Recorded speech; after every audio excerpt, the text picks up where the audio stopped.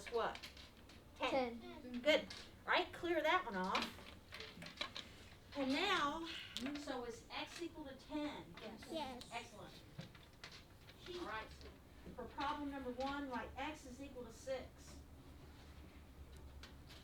And then clear your x off. It's not. So do this. Take one off. And on the other side, we're going to put a 10 and a 5. Or 15. If you would take your pawns and your cubes and put them back in your Ziplocs, I'll get those Yeah. from you. Yeah, my aircraft carrier. Boom, it's gone. Eek. And Right? what about Even. She's picking. All right, does everybody have all of their chips? 122.